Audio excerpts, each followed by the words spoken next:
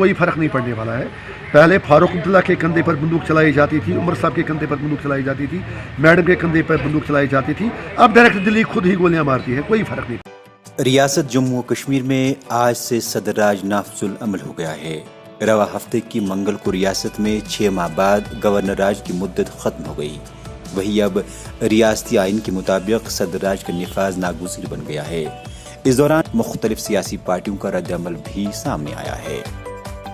پریزیڈنس role کا لگانا جو ہے ایک لیگل ریکوائرمنٹ ہے, ایک سمجھے فارمیلٹی ہے جو بہت ضروری تھی. اب تمام اختیارات یہاں کے قوانین میں ترمیم وغیرہ کے پارلیمنٹ دے گئے.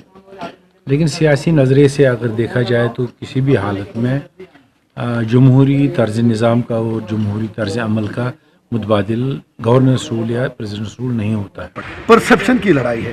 باقی دلی کے لیے یہاں پر کنٹرول ڈیموکریسی ہے, مطلب پوری طرح سے ڈیموکریسی جو آپ کے بہار میں ہے, راجستھان میں, وہ یہاں پہ نہیں ہے. صدر راج کے نفاذ پر سیاسی جماعتوں کا کہنا ہے کہ ریاست میں اگرچہ صدر راج آئینی روپ سے ضروری تھا, تاہم مرکز کو ریاست میں جلد از جلد اسمبلی انتخابات عمل میں لائے جانے چاہیے.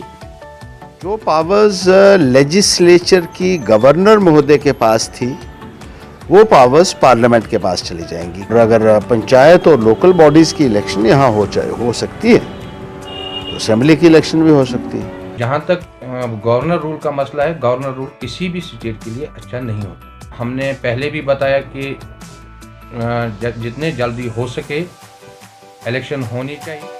واضح رہے, ریاست جموں و کشمیر میں گزشتہ اسمبلی انتخابات کے بعد 3 مرتبہ گورنر راج نافذ العمل رہا, جس میں طویل مدت سابق گورنر NN ووہرا کی رہی. گورنر رول ہو یا راشٹرپتی رول ہو, یہ ٹیمپریری معیر ہیں.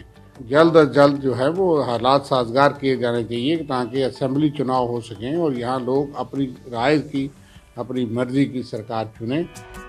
ET بھارت کے لیے جموں سے محمد اشرف اور سری نگر سے پرویز الدین کی رپورٹ.